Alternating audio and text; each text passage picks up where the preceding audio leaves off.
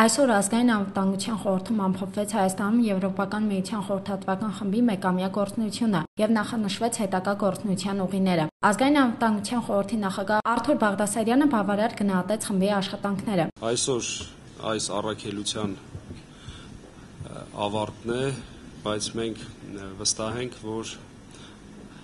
ապագայում մենք կարողանանք արդյունավետորեն շարունակել մեր համագործակցությունը։ Նրա խոսքերով Հայաստան-Եվրոմիություն քաղաքական համագործակցությունը ներառում է բարեփոխումներ շուրջ 190 ուղղություններով։ Հայաստանում Եվրոպական միության խորհրդատուների 18 հոգանոց խումբը մեծ աջակցություն է ցուցաբերել Հայաստանում տարբեր ոլորտներում տեղի ունեցող բարեփոխումների իրականացման գործում։ Արթուր Բաղդասարյանը ներկայացրեց այն 3 հիմնական ուղղություններով իրականացված բարեփոխումները, որոնք վերաբերում են հանրապետության պետական եւ հանրային կառավարման բոլոր ոլորտներին։ Մենք կարողացանք խորացնել Հայաստան-Եվրոմիություն քաղաքական գործակցության մակարդակը, որի արդյունքում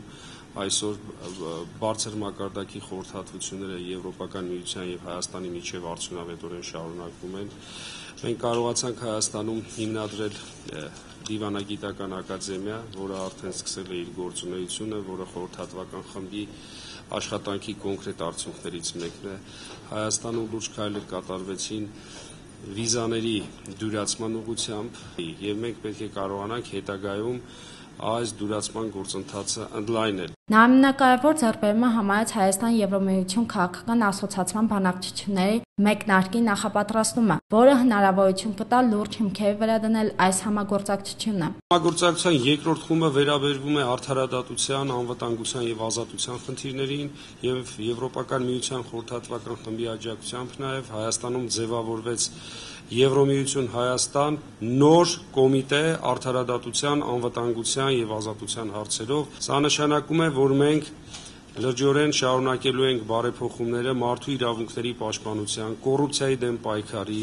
դատաիրավական համակարգի, արդարադատության ոլորտի բարեփոխումներում։ Արթուր Բաղդասարյանը խորհրդատվական խմբի ղեկավար Ռոբ Բիոնկեին հանձնեց շնորհակալագիր եւ հուշագիր։ Մենք աշխատում ենք երկու մեծ ոլորտներում, նաև աջակցում ենք թոշակային բարեփոխումների հանրային իրազեկման։ Մենք բոլորս նվիրված ենք Հայաստանում իրականացված բարեփոխումների գործընթացին, ակնկալում ենք հետագայում եւս ձեր հետ համագործակցել։ Խորհրդատվական խմբի ղեկավարը նաև տեղեկացրեց, որ խումբն իր աշխատանքները սեպտեմբերից կվերսկսի նույն անձնակազմով, ինչն էլ նշանակում է ձեռքբերված փորձը կօգտագործվի։ Սեյդա Տերղազարյան, Ավետիս Տավյան, Սլակե։